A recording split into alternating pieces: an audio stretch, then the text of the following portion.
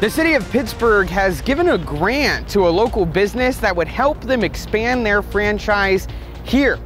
I'm Anthony Saviello. I'll have more details as to what this means for the city of Pittsburgh and for taxpayers coming up. Plus, Joplin police blame a hit and run for a gas leak on South Avenue.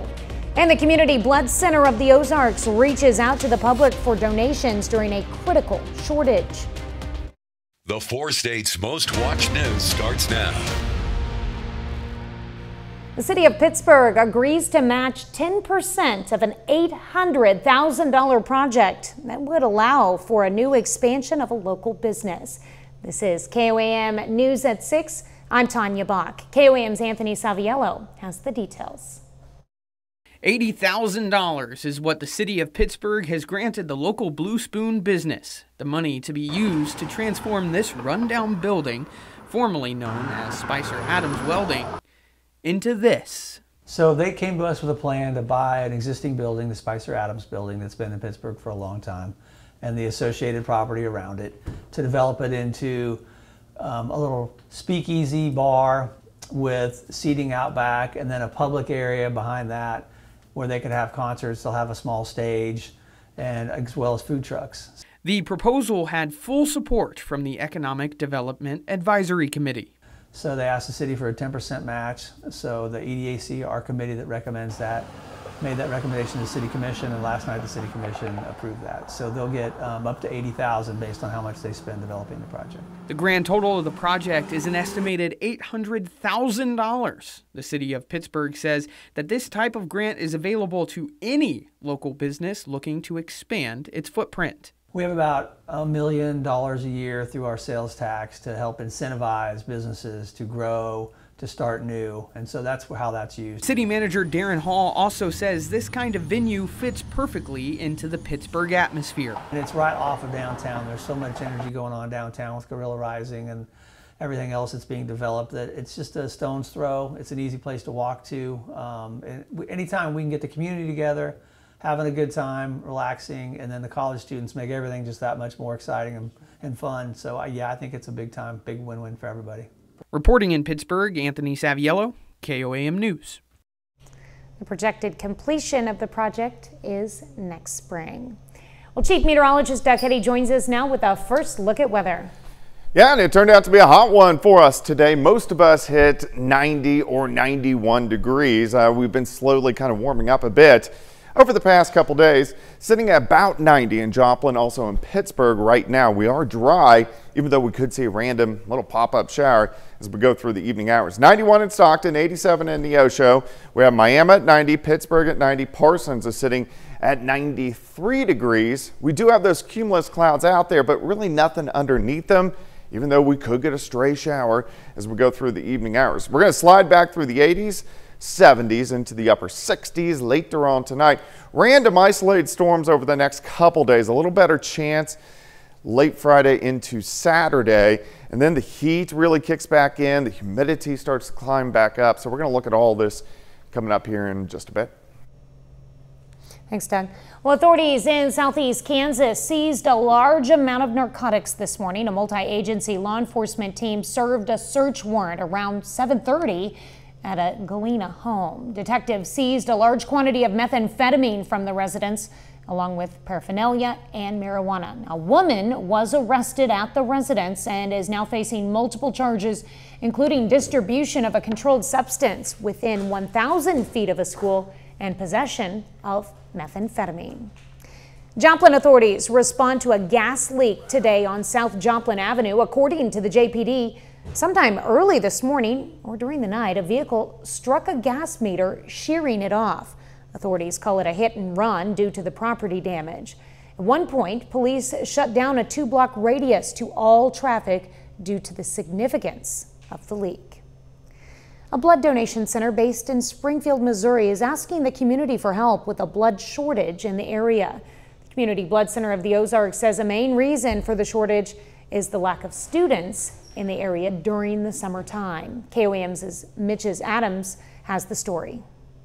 I thank God. It's a very emotional thing to say, but for 2 years I pretty much kept her alive because every 8 weeks or so I was there the first time and the bag was coded to go straight to Edith. The Community Blood Center of the Ozarks is in dire need for blood donors. According to the center's website, over 60,000 donations of blood are required each year to supply people with transfusions. The CBCO says that they are down to a historically low supply of blood, the lowest in the past 2 years. We're experiencing a local shortage and have an emergency need of blood. We're asking community members to step up, make an appointment, and come in and donate. Someday, someone in your families is going to need a lot of blood instantly, and you're going to be glad someone else has donated. Donating blood is a life-saving action in many cases, but the changing seasons can have an effect on amounts of blood stored. Summer can be a challenging time for the local blood supply, part of that being we collect 40% of our blood from high school and college students. Some ways you can help are by attending local blood drives and donating a pint of blood. Individuals with rare blood types are highly encouraged to donate for other rare blood types in need. The Community Blood Center of the Ozarks, who provides blood for over 40 different hospitals and healthcare centers in the 4 states, says that they are down to just a day's supply left of blood, urging people to locate a blood drive near them and donate if possible. Reporting from Mercy Hospital in Joplin, Missouri, I'm Mitch Adams, KOAM News. This Friday, KOAM is teaming up with Hideout Harley-Davidson and the Community Blood Center of the Ozarks for the Boots, Badges, and Bandages Blood Drive. Donors will receive a custom Hideout t-shirt, Boots and Bandages t-shirt that is, and a Hideout Harley-Davidson giveaways while supplies last. The blood drive will be held at Hideout in Joplin from 10 a.m. until 4 p.m. Summertime means mosquito season, and we'll let you know when the city of Joplin plans to fog for the seasonal pest. That's coming up. But first, workers in Oklahoma resume searching for the remains of victims of the Tulsa Race Massacre. Work resumes in Tulsa, Oklahoma this week to uncover the graves of those killed during a dark period in the city's history, the Tulsa Race Massacre. Teams believe they will find more victims at a local cemetery. Aaron Christie has more. Now that the first victim is identified as C.L. Daniel of Georgia, teams are eager to get back to work, even if it means a fourth excavation starts in the middle of July. It speaks to the level of personal commitment that this research team has, that they didn't want to wait. Mayor G.T. Bynum said they knew of 18 victims buried at Oaklawn Cemetery, possibly more. This latest excavation, blocks as they're called, are new, in between 2 already dug areas as well as the southwest corner of the cemetery. We're hoping to encounter additional individuals that we believe are going to fit our profile for massacre victims. Teams will be searching for specific small wooden graves to potentially exhume for on-site forensic tests. I've learned so much as we've gone along about what it takes to do this work, the hard work it takes to do this work, and I am totally grateful. Bynum said cooperation from the public is crucial, even outside of Tulsa, as massacre descendants could be all over the world by now. He implores the public to peruse the list of surnames collected and reach out to them to help them identify the victims. This generation of Tulsans can't go back in time 100 years and do what the city should have done in 1921 and 1922. But we can do the right thing right now. Small teams will begin their initial digging this week, and things will ramp up next week when more experts return, including forensic anthropologist Dr. Phoebe Stubblefield of Florida, who's been leading the effort from the beginning. Well, a little later, the Outlaws look to continue their winning ways after a dramatic victory last night. John Dales has a preview of tonight's matchup in sports.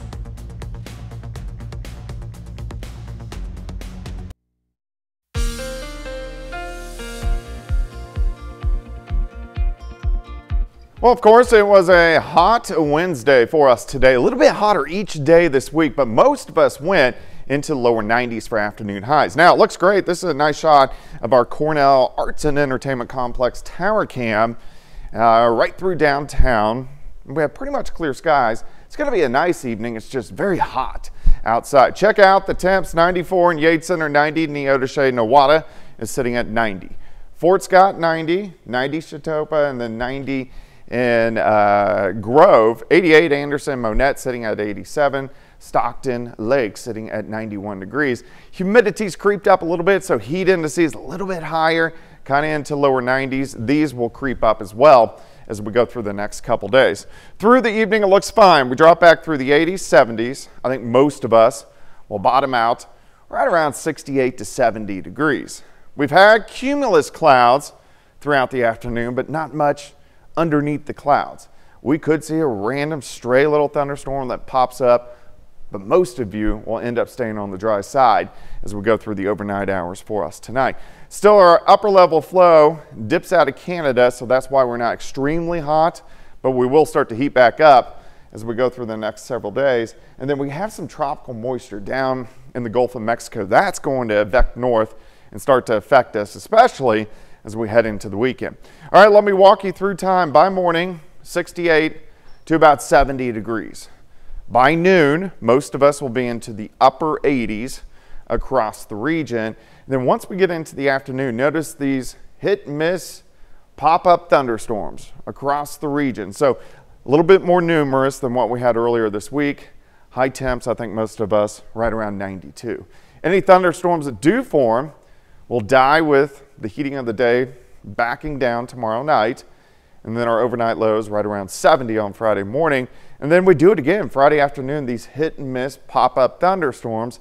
High temperatures are going to be into the upper 80s by the time we head into Friday afternoon.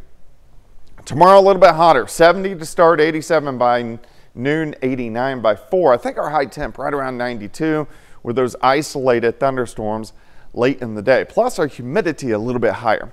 So heat indices tomorrow mainly into the mid to upper 90s. So it's going to feel pretty sticky out there.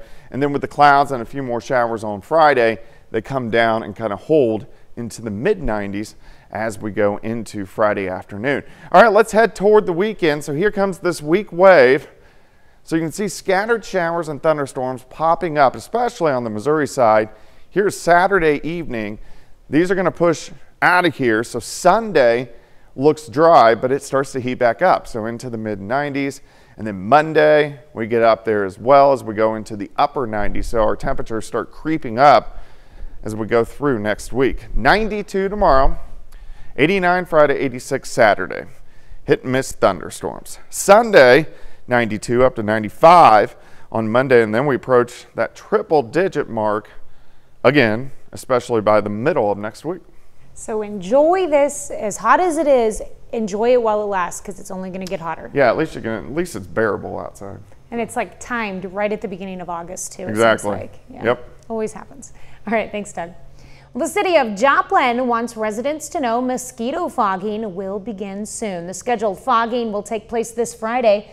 Joplin Health Department will fog early in the morning, and if you'd like to add your property to the fogging route or to view the entire route, head over to KOAMnewsnow.com, where we've provided the necessary links. The Cherokee County Fair kicked off this week at the Cherokee County Fairgrounds in Columbus. Every summer, this annual event hosts 4-H and open class exhibits, food, carnival, and other vendors. And there will also be live music performances every night of the fair.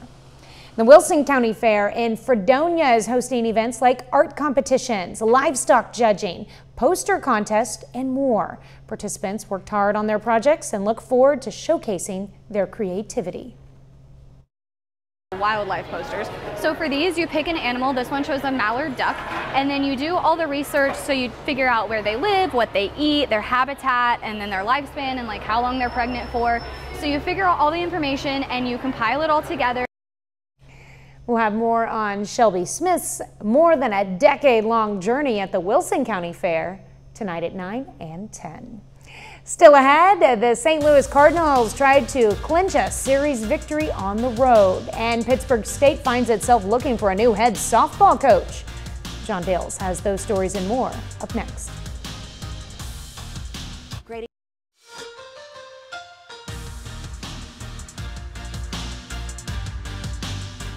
Pittsburgh State softball had an historic 2024 season, which ended at home in the regional round of the NCAA tournament. Today, the Gorillas head coach announces she's leaving PSU for a Division I job. Jenny Fuller has accepted the head coaching position at Northwestern State University, which competes at the D1 level. She was the head coach for the Gorillas for the past 3 seasons, compiling a record of 105 and 55. In her first season, 2022, Pitt State finished with just 10 wins. The next year, the Gorillas finished with a winning record for the first time in 6 years. Then in 2024, Fuller became the first head coach in program history to lead a team to 50 wins. We don't have word yet from Pittsburgh State as to when or how they plan on filling the head coaching vacancy. The Joplin Outlaws game last night against the Fort Smith Marshals went into the 11th inning before Joplin won on a walk-off single. This gives the Outlaws a 1.5 game lead on Fort Smith for second place in the Mid-America League. These two see each other again tonight at Joe Becker Stadium. First pitch scheduled for 7:05. Then later tonight on KOAM News at 10, as well as KOAM News at 9 on Fox 14, we'll have the story of the Riverton 12U All-Stars, who are headed to the Little League Central Region Tournament in Indiana next weekend, which comes after winning the Kansas State Championship this past weekend. Over to Major League Baseball, the Cardinals have split their first 2 in a series with the division rival Pirates. Game 3 this afternoon in Pittsburgh. Early start for the Cardinals and Pirates, 12:35 first pitch. Top of the second, no score. Cardinals have runners on the corners. Pedro Pajes takes the ball inside. Joey Bart throws down to second on a delayed steal. Nick Gonzalez cuts it off. He gets Dylan Carlson out at third. Cardinals miss out on the scoring opportunity. We stay scoreless into the bottom of the second. Pirates up 2-0 at this point. Connor Joe lines one into center. That's Carlson again. He lays out but can't make the catch. Bounces off his glove. 2-run score. Pirates up 4-0. Fourth inning, Rowdy Tellez crushes this pitch. Sends it out of the park into the Allegheny River. Beyond the stands, Pirates take a 5-0 lead. In the fifth, Martin Perez in a bases-loaded jam. Wilson Contreras at the plate. He gets him to ground into a fielder's choice. That ends the inning and the threat. Cardinals get shut out by the Pirates in Pittsburgh. Final score 5-0. Over in Kansas City, the Royals close out a 3-game series against the Diamondbacks tonight. Kansas City won the first game Monday. Diamondbacks took last night. Rubber match is scheduled for 7:10, first pitch this evening. That's it for sports. We're back after this. Here's a look at what's coming up on KOAM News at 9 on Fox 14. How a Southwest Missouri resident is taking matters into his own hands after his local trash service fails to pick up trash in his neighborhood. Plus, a new at-home test aims to prevent deaths from colorectal cancer. And the Miami Chief of Police is placed on paid administrative leave. We'll have the details. Those stories and a lot more tonight on KOAM News at 9 on Fox 14. Final check of the weather. Yeah, it's going to be a hot evening. Also kind of sticky outside as we drop back through the 80s, 70s to about 68 later on tonight. 92 tomorrow. Hit and miss storms over the next couple days. Temperatures not terrible until next week. All right. Well, thank you for watching, and we'll see you right back here at 10. Have a great evening and an even better tomorrow.